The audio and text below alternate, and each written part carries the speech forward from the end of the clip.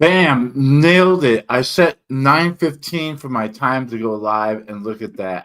Actually watch the clock go down and hit it right at that time. So, man, another accomplishment achieved today. So, I have great news to tell you, and then I have some, like I said, not so great news. But we're going to start off with the good stuff first. So, if you didn't know, I have been writing my sixth novel, and please forgive me, I'm having a little trouble speaking.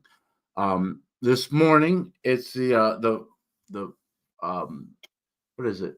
The French Fiasco, which is a novel. It picks up a few years after the end of the Prussian Prince. Picks up our hero Karl, and it thrusts him into the Franco-Prussian War.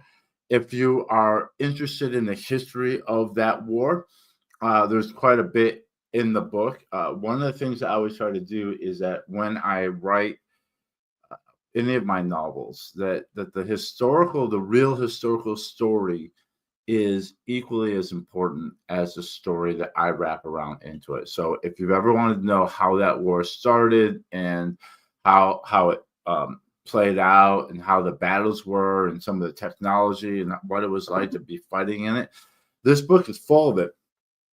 I will say, it is. Oh, I got. It's my girlfriend.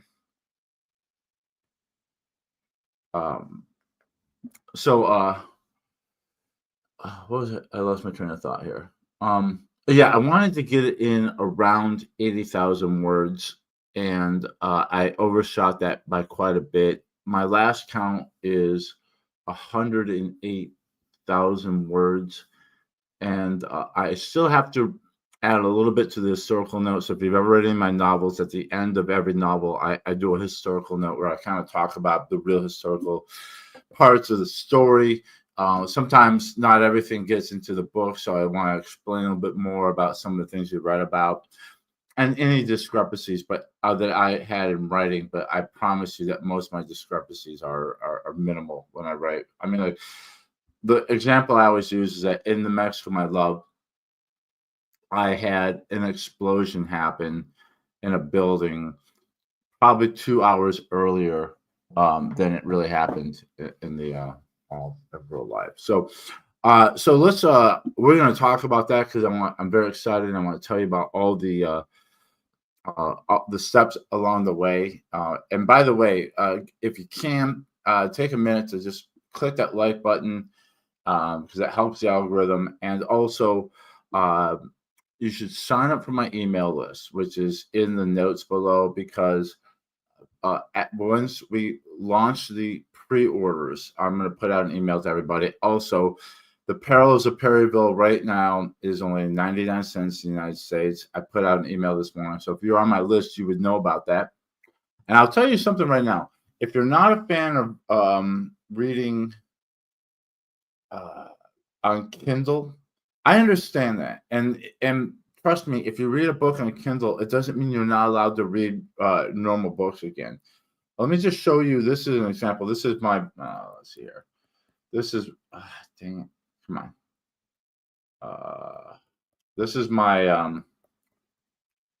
This is my book, Rampage on the River, on a Kindle app, and so you don't have to even buy a device. You can read it on your Kindle app. Okay, so let's get to the not so great news and take care of that now, and then I'll move on to what happens next with the French Fiasco.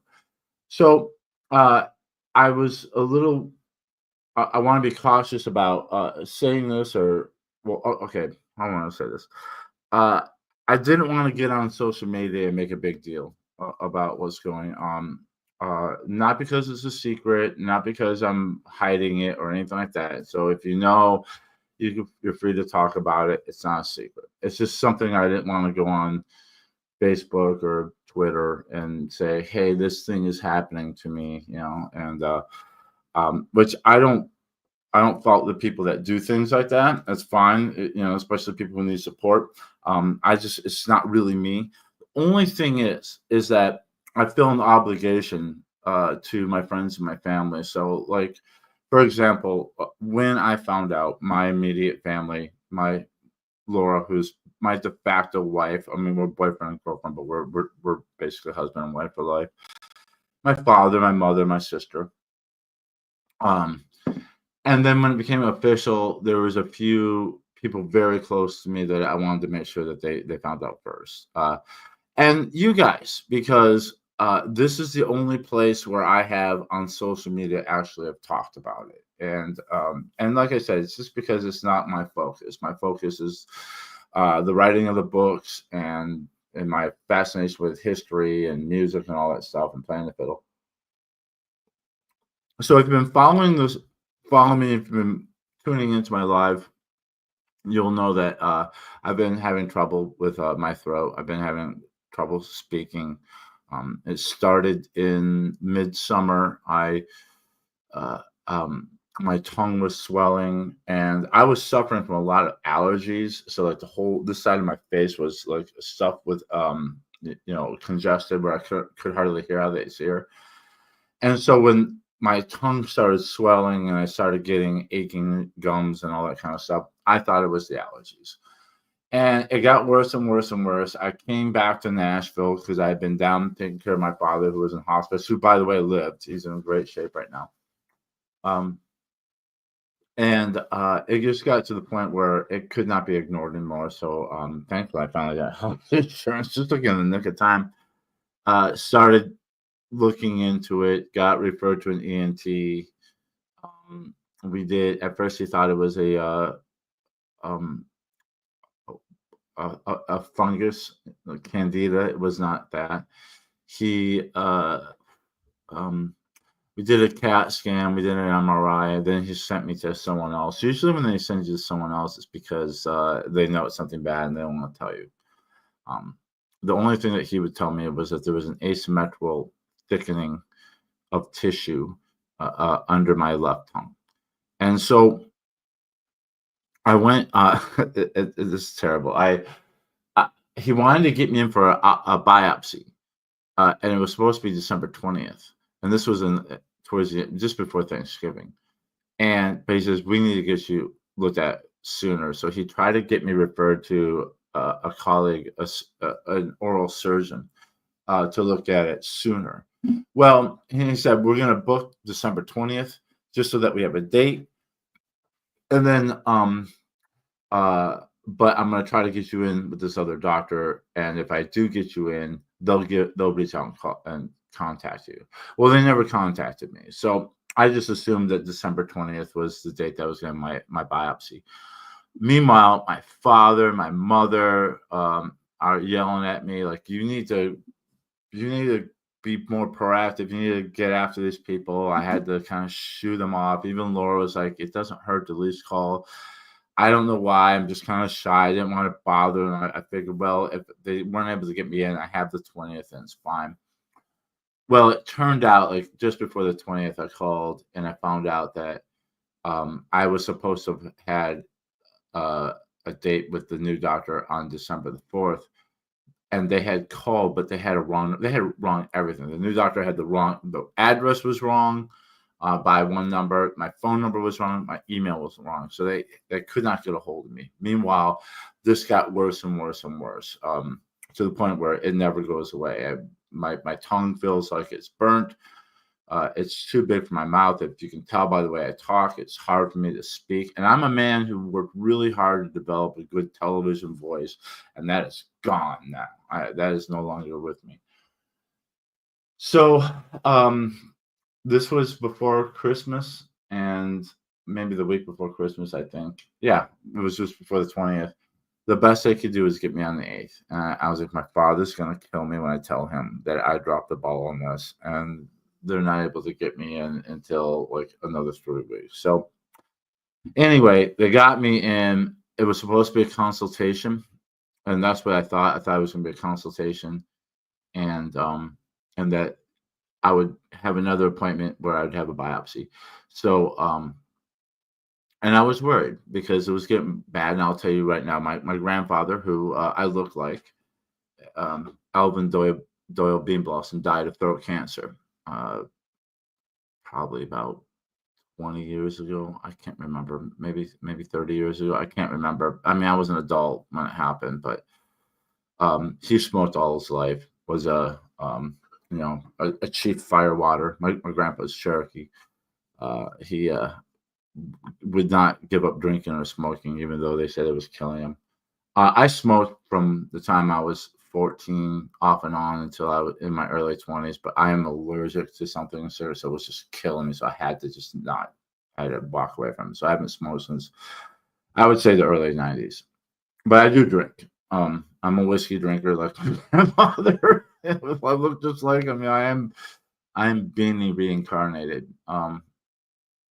Anyway, I got in and told him, my Dr. Langerman told him the story.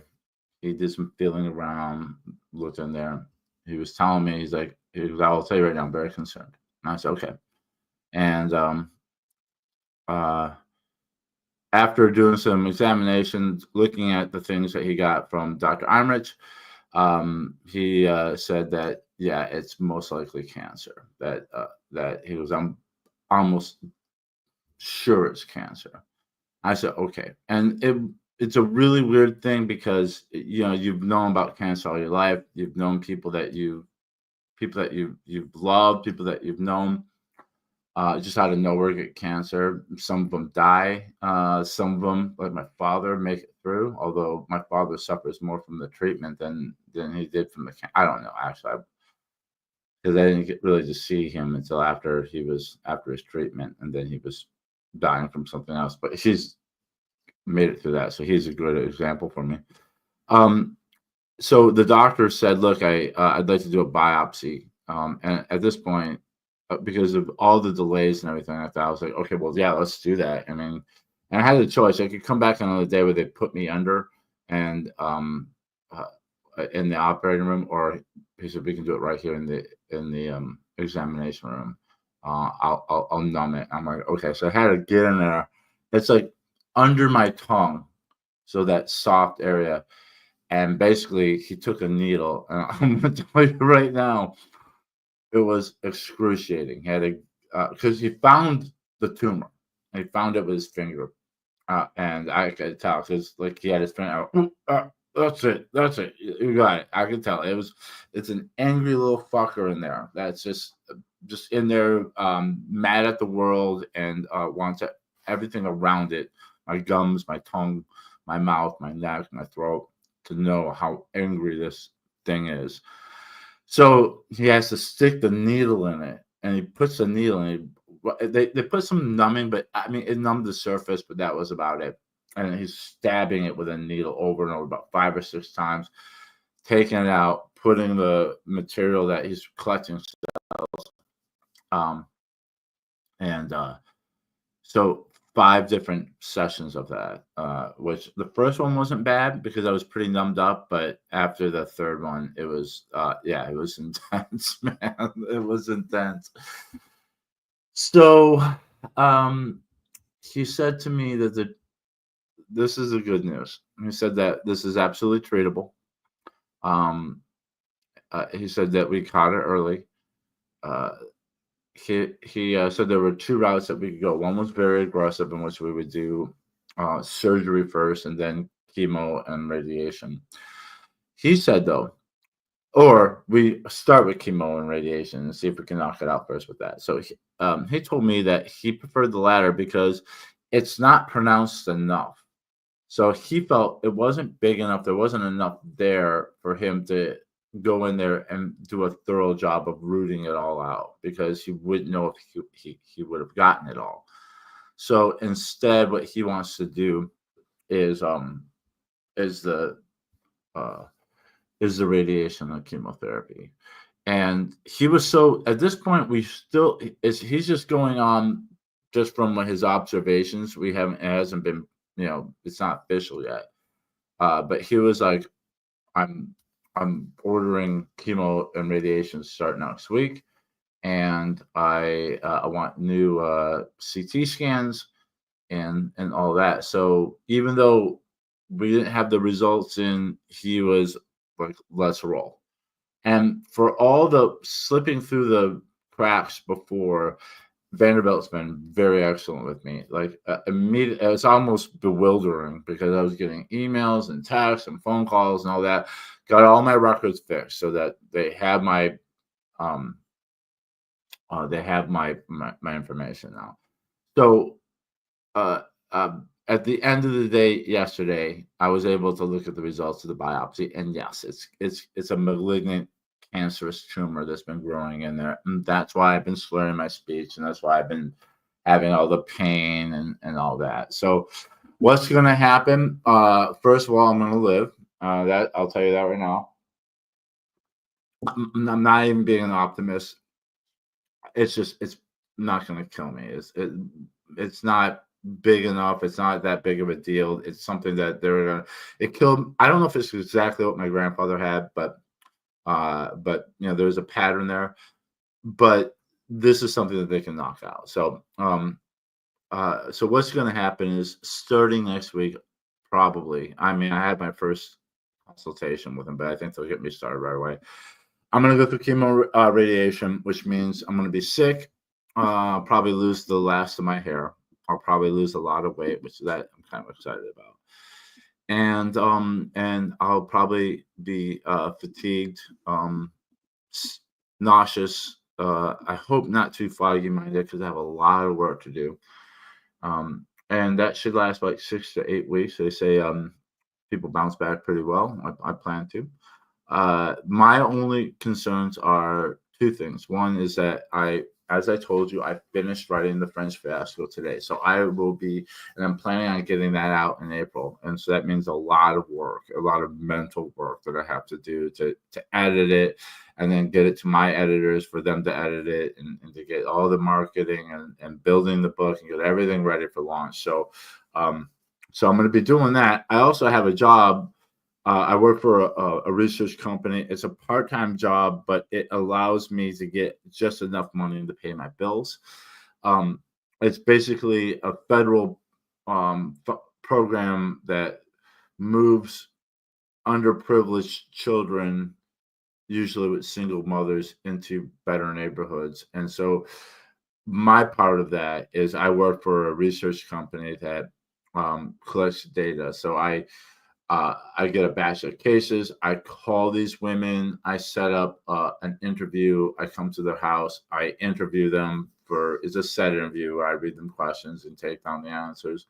And I do, and we pay them. We pay them like $140 to do it, which is great. I mean, I've had some women literally, like one told me she had doctor's appointment the next day and she had no money for gas, and the gift certificate I gave her, it's like a money card, she was able to put gas in her tank, go to the doctor's appointment.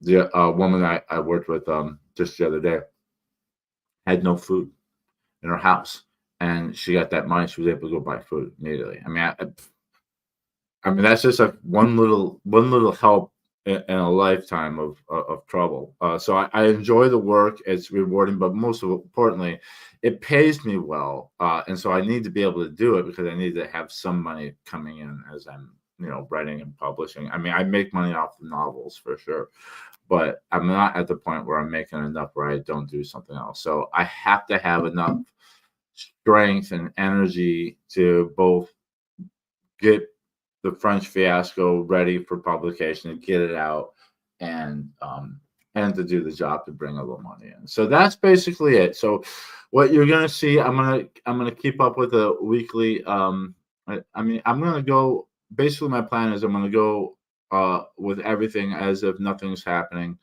and then if I have to change some of my routine or make some changes, I will. I have an army of people who've already told me that they'll do anything to help me, including Laura, who's probably the best friend a man can have. So I'm gonna be okay. I'm gonna be okay. So enough of that.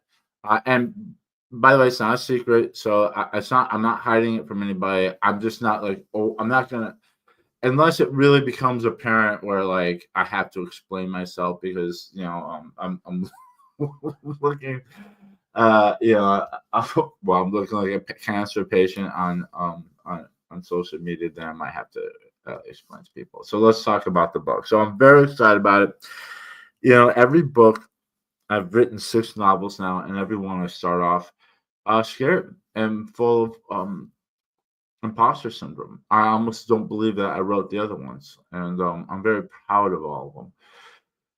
And it's always the pattern's always the same. Like I start writing, and I'm really excited, and I can't believe I'm writing the new book. I can't believe I've made it this far, because all the books are connected, by the way. But you can read any of them without having read the prior ones. I make sure that everything you need to know is in each book, so that if you only read one in the middle, you're still gonna have a good experience and understand what's going on. And then that's a wave you ride for a while, and then there's a big middle part. And I'll tell you, my middle parts are exciting because it's really more like five novelettes. It's all one big story, but I wrote it in five parts. So in each part has its own kind of climax. Builds up its own little kind of story arc. It builds, has a climax. There's a little denouement, and then we move into the next part, and then the whole thing is one big story. And what's it about? Without giving too much away, it's about a Civil War, an American Civil War veteran who is in a Prussian Hussar unit uh, at the beginning or just before the beginning of the Franco-Prussian War.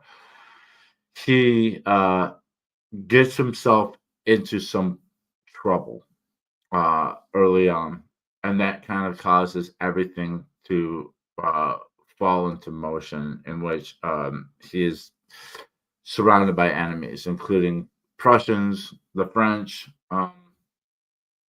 and he's basically on the run. We do the Battle of Saarbrücken and Spicheren, and the big marquee battle is the Battle of Sedan. But the big marquee battle is always a big marquee battle in all my books, and that's usually like the climax of the whole book. But the big battle is actually the climax of part four, and then there's a part five, which I'll just say this: part five was the reason why I wanted to write the book anyway. And I will also say that this book was originally going to be The Prussian Prince. And then when I started writing The Prussian Prince, I realized that my first idea was I was going to write a Franco-Prussian War because that was the next big conflict after the American Civil War, and so I could continue the adventure into that. But it didn't work out time-wise because the Franco-Prussian War starts 5 years after the American Civil War, and so I had to do something with my character between the end of the American Civil War and the Franco-Prussian War. And so at first I was like, okay, well, I'm going to take this story because there was a story for my character that I wanted to do. And instead of putting the Franco-Prussian War, putting the Austro-Prussian War. And, but there were some big moments and things like that, and an important part of the story that I wanted to do that worked fine, but there were still things that needed to happen in France that would bring some characters that you would know from Massacre My Love back into the game. It had to end in France, and it didn't make sense to do that in the Austro-Prussian War. So then I thought, okay, well then what I'll do is I'll make the Prussian Prince a two-parter, where part one is the whole. It was going to be almost like two short novels, part one and part two, in one novel. But as I was writing The Prussian Prince and getting deeper in the Austro-Prussian War, I was like, I really have enough for a full novel with this story, because that novel, the Prussian Prince, which is one of the Austro-Prussian War, it's basically my version of the Odyssey, and the story is an American, a Civil War veteran, comes home from the war to find out that his woman has fled to Germany, and he goes to be with her, and he ends up getting sucked into the Austro-Prussian War, and it becomes something like the Odyssey, like Odysseus at the end of the Trojan War all he wants to do is come home to his wife, and all this stuff happens, gets in his way. That's what the Prussian Prince is all about. And if you wonder who the Prussian Prince is, it's at first I didn't know. I just liked the alliteration, but it worked out perfectly because the Prussian Prince becomes or the Crown Prince Friedrich Wilhelm, who who will be emperor for 90 days at some point in real history. And that's a whole other story that I won't bog you down with. So I realized that everything I wanted to do was really 2 books. So I wrote that book. I love it. It was the last book that was out. It's currently on sale for $4.99. I'm going to drop it to $3.99 because what I'm doing now is the newest book out is $4.99, and then everything else drops down to $3.99. The first 2 books, Rampage and Perils, are both $2.99. So yeah, and then Blood for Blood is $3.99. Everything's $3.99 up from there. So the French Fiasco basically it's almost like a 2-book mini series. I mean, the whole series is 6 books long, but it's a kind of its own. Like, there's a Civil War trilogy. Book 4 is actually a prequel. That's a Mexican-American War, and then there's kind of like a 2-book Prussian series where you do the Austro-Prussian War, the Franco-Prussian War. And then we'll talk about what happens next. But I will say this: the French Fiasco has a very satisfying end that is kind of a capstone for the series so far. So this is like book 6, and this is a good resting point. Like, if I don't write, and I'm going to write more because it's not my last book, right? But if I didn't write anything else, this could be a good place where the series ends. It's a good resting point for that narrative. And then just real quick, after that gets out, I'm gonna write a prequel, a novella, probably 20 to 40,000 words. That's gonna be free and exclusive to my email list. So if you're not on my email list, down below, get on my email list. You're gonna get this in ebook form. Sorry, Lloyd, there's no print version of it. At least not that I'm planning on anytime soon. And the idea for that is to build up the email list. And why do you have an email list? Is because it's the quickest, easiest, cheapest way to keep the people who are fans of your books, to keep them informed and let them know when something new is coming out, when I'm going to be making a public appearance, or when something like one of the Kindle books is on sale, like The Perils of Perryville. It's 99 cents right now. After that, I'm going to start Black James, which is going to be, I don't know if I'm going to make that book 7 or just like adjacent to the series, because it's not going to be the main sequence. It's about James that you met in Mexico, My Love. He's the pirate, if you read that book. And it's going to tell his story, but in an epic proportion. It's going to start in Africa in the 1700s, and it's going to go through with his father, either his father or his grandfather. Well, certainly his grandfather and his father, and maybe great grandfather. I don't know. But just the story from tribal Africa, slavery, to fighting in the War of 1812, to running a dock. And James will be born in Jamaica. His father is an ex-slave running a dock in Jamaica, and where the boy grows up dreaming about pirates and then becomes one. It's going to be epic.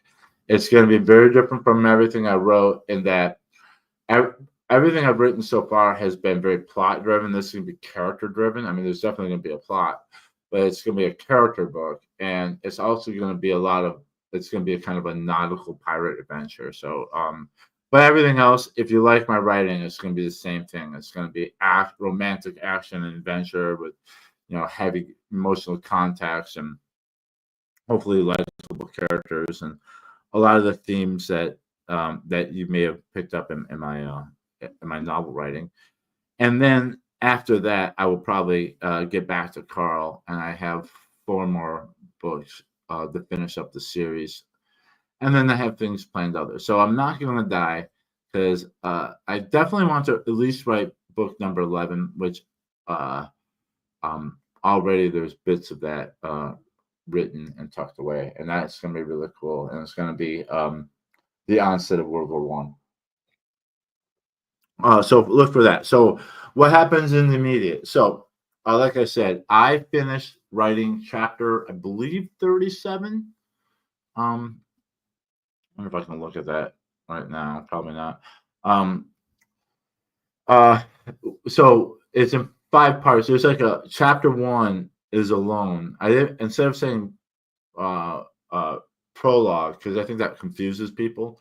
I wrote, I just made it chapter one. Chapter one is in chapter one, and here's a little hint about what's going on. Yeah, it's 37 chapters. Chapter one starts in Mexico in 1867, I believe, and so that'll give you a little clue of where we're going. And then after that chapter, it's part one, and then chapter two is the first chapter of part one, if that makes any sense. And then there's 5 chapters, or 5 parts. Um, and then chapter 36 is the last chapter of part five and the big end of the story. And then the next section is the denouement, which so it's kind of almost like 6 parts. But the denouement is kind of marked off as a part, but it's only one chapter. It's chapter 37, and it's just like what happens after the big climax and finale, and kind of sets up not immediately the next book, but puts the characters um, on their path and in place for what is going to come next, which is going to be a long time from now. Because my plan is to, uh, my basic like operational plan is like once I publish a book, I take about a month off. It's not off; it's a month to just kind of like collect my thoughts, do some outlining, do some research, and then a month exactly 1 month after I publish a book, I force myself to at least start writing, and then start writing the next one. So the next one's the novella. It's going to be called The Underground Railroad Ball. It's going to star Chester E. Newman, if you remember him from the trilogy. It's basically the days that before, just a few days before Rampage on the River starts. My goal is to get that done and distributed in 6 months. I should be able to do that. And then basically my goals for 2025 were to get the French Fiasco out, to write and distribute the Underground Railroad Ball, and to start Black James. And I'm on target to do all those things. Even if I, start writing Black James on New Year's Eve, as long as I'm started it, then I'm happy. So so in the immediate, I have just finished chapter 37. Usually when I finish a chapter, I do some initial editing of that chapter, and then I put it into the main document. So I have a master document where I'm building the book, but then I write each chapter as its own separate document. And then when it's ready, when it's gone through its first round of editing and all that, and it's ready to be part of the book, I copy and paste it into the book. So I'm a little behind, so I have to edit chapter 36 and chapter 37, get those into the book.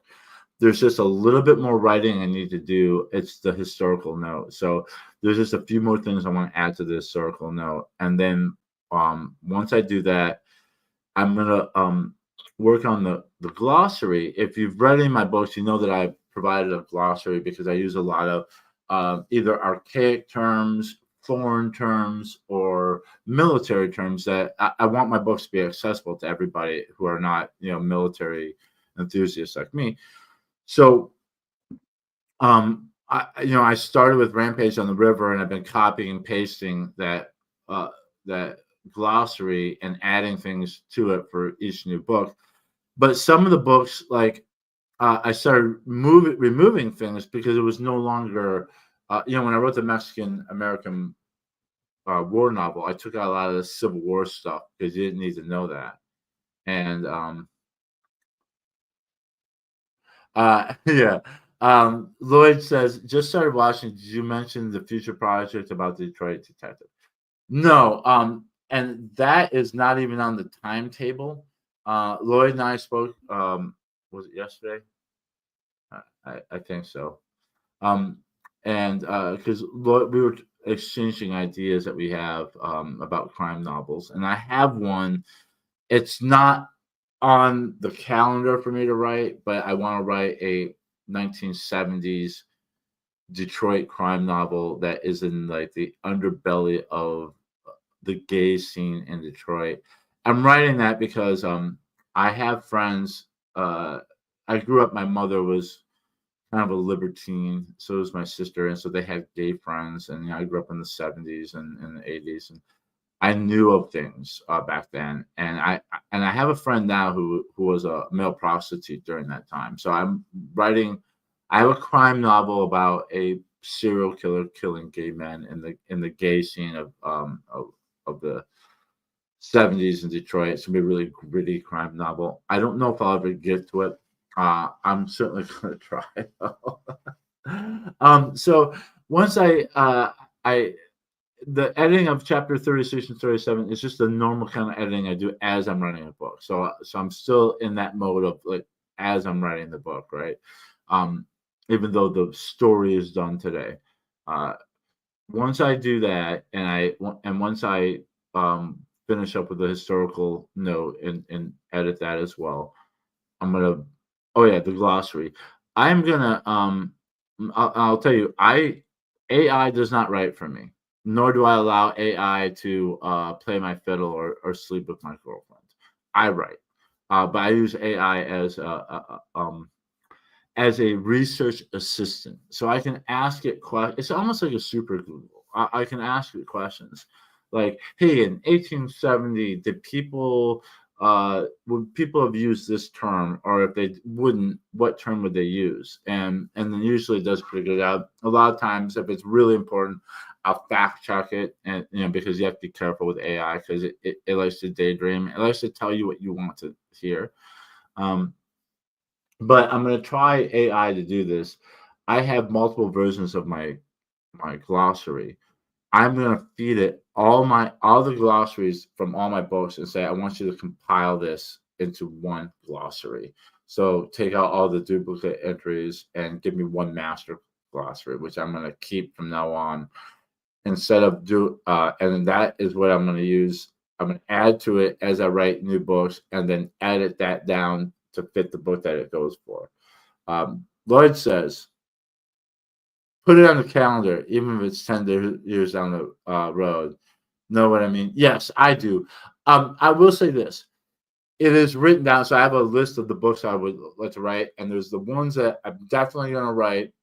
There's ones that I'm pretty sure I'm going to write, and then there's the list of the things that I might get to on down the line, and it's there right now.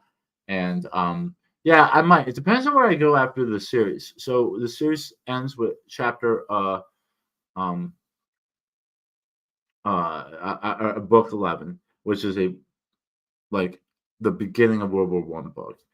And then there's some stuff that happens after that where there's a book I would like to do that as it's outside of the series of that storyline.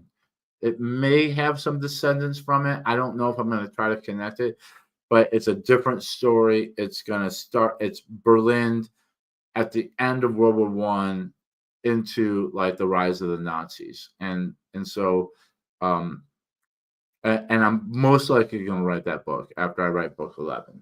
Because I'm very excited about it. I got a great idea to do that I'm excited and kind of explore. I think an area that isn't explored as much, and that is the aftermath of World War One, and not there's so much about World War Two, and I love World War Two. But everybody who's into military stuff does.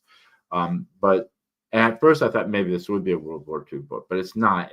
Because I know where it ends. And it's not. It doesn't end. At least where I'm planning, it doesn't end. It ends somewhere before World War Two breaks out, but it's going to be very exciting and lots of action. Um, what was I going to say? So if I keep going into one plan was to keep moving into the future, like do that, and then maybe do a World War II book, and then move all the way up, and then the '70s crime novel would be, as I move forward. But I'm really already kind of further into modernity than I wanted to be. I wanted swords and maybe muskets, and so uh, my plan. I have some books planned that we're going to go back.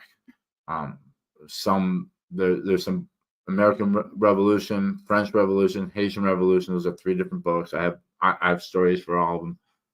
Uh, I've thought about going all the way back to the 1400s, kind of the beginning of the what's considered the early modern age. The early modern age, for those of you who don't study historiography, um, is around starts around 1430 or 1450 with the fall of Constantinople, and it's the rise of gunpowder, uh, the Renaissance, the religious reformations, age of exploration, all that kind of stuff. That's considered early modern age. Um, and then, and by the way, people think that Shakespeare is Old English. No, you wouldn't be able to understand it. Old English sounds like German. You would not. You wouldn't even recognize anything. You wouldn't be like, oh, I kind of understand. No, it would sound like someone threw like a like a pig's leg into a garbage disposer and turned it on. That's what Old English sounds like. Um, Shakespeare is the beginning of modern English. Um, we can understand it. It's just opaque. First of all, it's written in rhyme, so it's not the way people spoke. I mean, they use pronouns like thee and thy and thine, but and all the things that you hear from that era. But that's considered early modern English. I think I get okay. There's early modern. The early modern era is like 1450 up to like the French Revolution.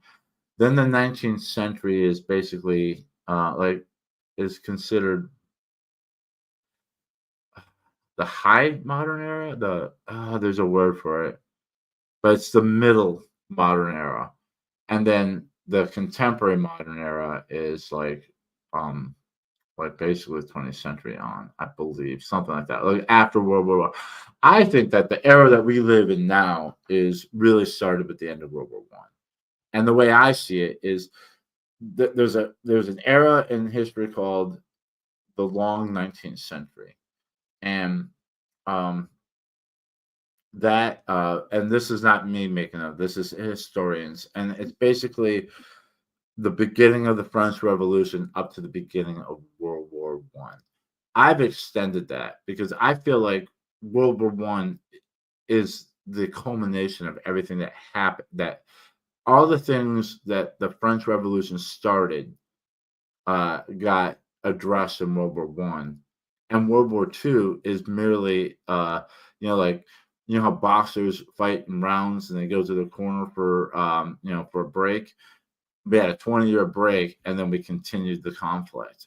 So I feel like even World War Two is, and so much of us, like we look back at World War Two and it looks familiar. They kind of talk, they kind of dress like us, they listen to jazz, they have motor vehicles, tanks.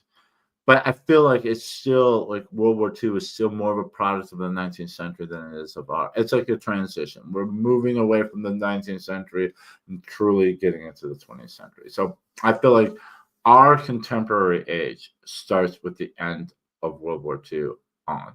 And we haven't had, yeah, we had the age of the space age and the digital age, and 9/11 was, all that kind of stuff. But really, our world, and there's been periods in between, but this era really starts with the dropping of the bomb, basically onward.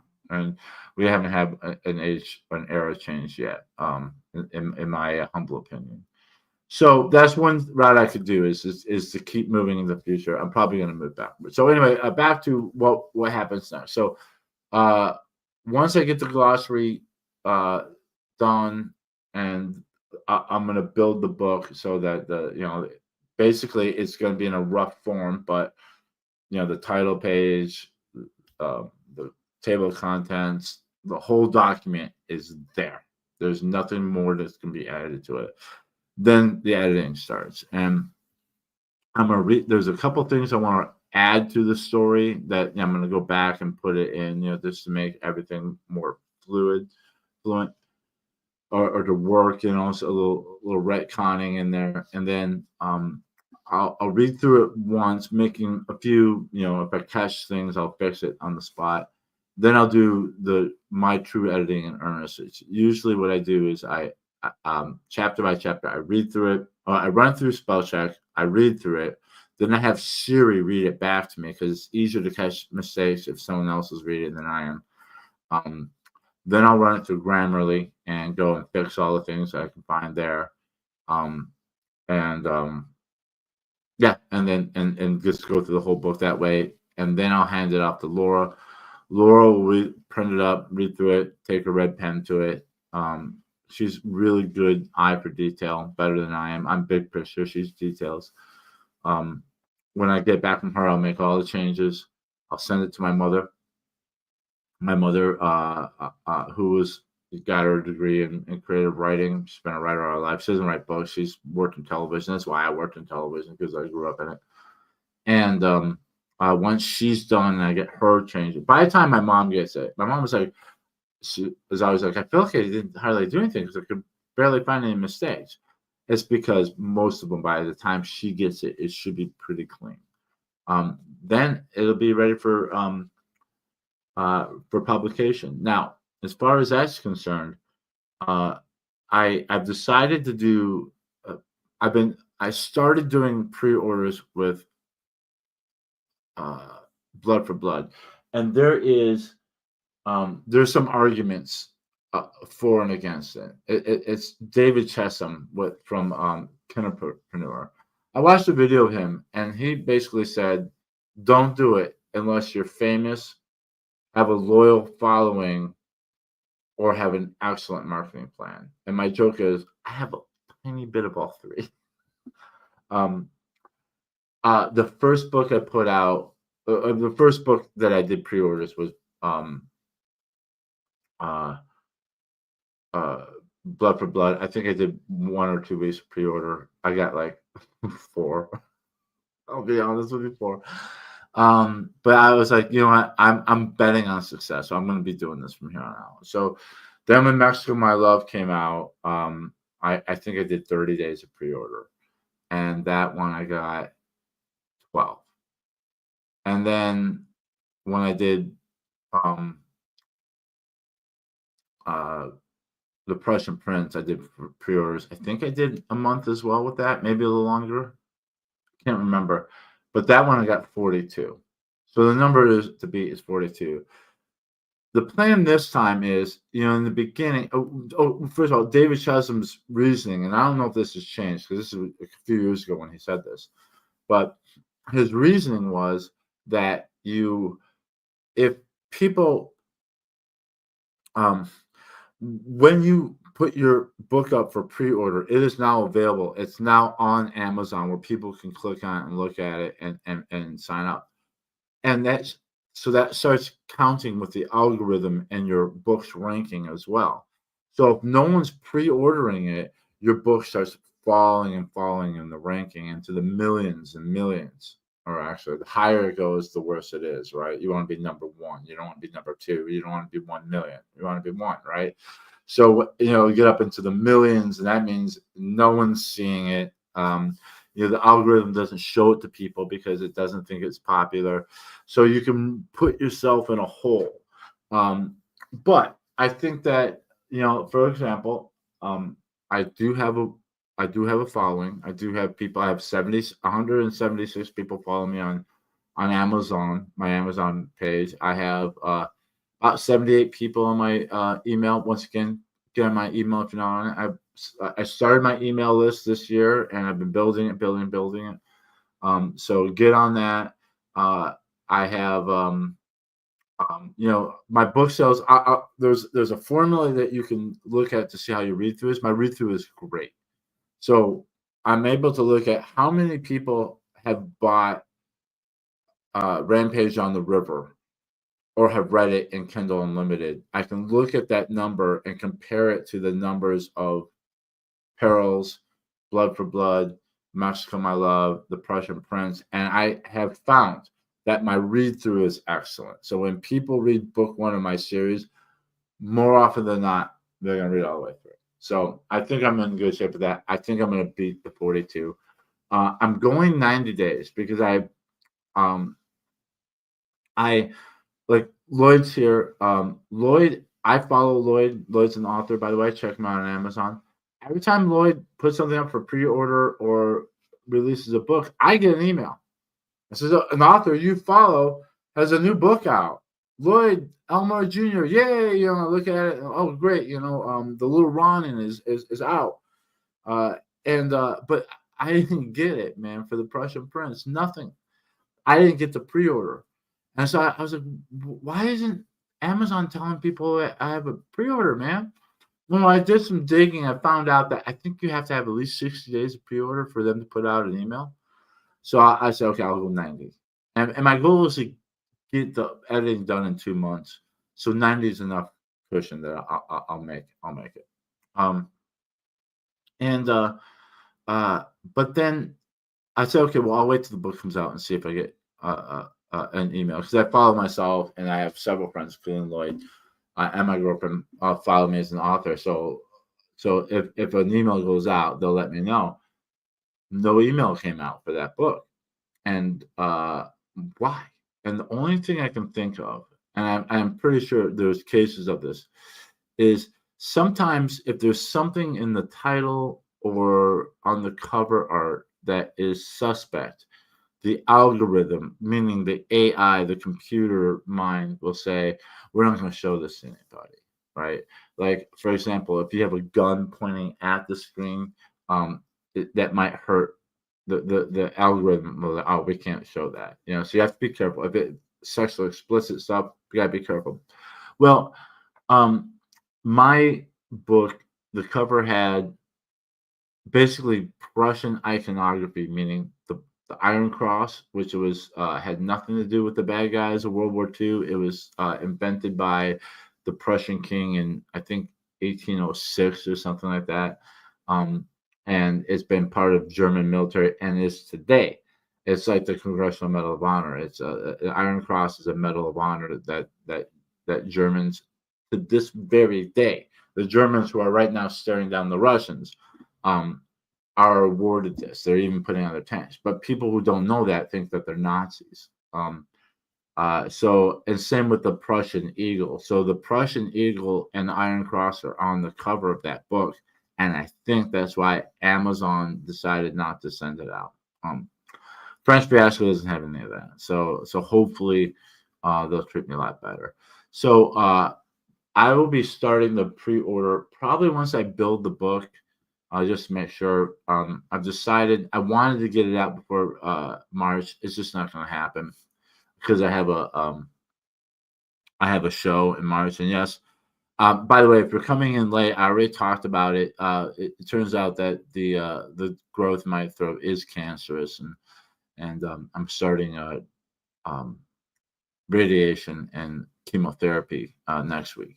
But I'm not gonna let that slow me down. So I'm still planning on being in New Haven in March for the Mid-South Civil War Military History Show, and even if I have to be in a wheelchair, so look for me there. Come buy a book out of sympathy for me.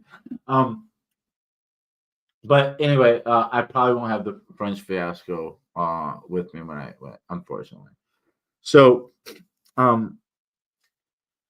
so once I build the book, the Prussian Prince is gonna go around $3.99. I'm gonna start the 90-day. I'll probably start right around January 14th, I think. I'll start the 90-day thing, and then we'll start editing, and that's it. And hopefully, the treatment won't make me too foggy minded to to get the work done. I plan on doing it. I plan on being an example of strength and resilience for the world. That's basically it. I love you guys. Like I always say, if keep reading, keep writing, of course. And if you have authors out there that you like, maybe even me, maybe Lloyd, maybe someone else, make sure if you read their books, go on Amazon, go on Goodreads, give them 5 stars or as many stars as you think they deserve. But they could really use 5 stars because there's a lot of idiots that would give you like 1 star for something stupid. And if you can, write a few words. You know that I do reviews all the time. I feel it's my duty as an author to not only to be reading novels constantly because it's the art form that I am professing. So I want it. So I want to keep my head in it and see how other people do it and learn and keep the language in my head. But I also like helping living authors. So if it's a living author, then I will definitely give them a 5-star review, unless the book is so bad that I would be embarrassed that someone saw that I gave it 5 stars, and then I just don't say anything. I just, but I'm never gonna give someone a bad review. Not when it comes to living authors. I'm never gonna do that. Never gonna talk because I know how bad that is. Because you're gonna get them anyway. I get them, and that's fine. That's part of the game. Oh yeah, plug my computer in. But but I'm not going to do it to someone else. And so anyway, yeah, give stars, give reviews. That really helps. And I will be back probably next week, maybe after my first round of chemo and radiation. So you'll see. Um, you'll see. We'll start monitoring the. And this is not going to turn into the Cody has cancer show. This is about writing about I like sharing my journey as an independent author both in writing and marketing and all those things that I do and talk about other books and the industry as well. So come along, but I'll give you updates and you'll take a look at me now because this is probably going to change over the next several months. And hopefully we'll get back somewhere close to where I am now. I love you guys. Real quick, if you've come into it late, we found out that this is cancer, or there's a tumor in there. We got it early. The doctor says it's totally treatable. I'm starting treatment next week, and other than that, everything goes on as planned. And I'm gonna be around for a while. You ain't getting rid of me, man. Let me make sure. Do I have another? No, that's it. Okay. I love you guys. Take care.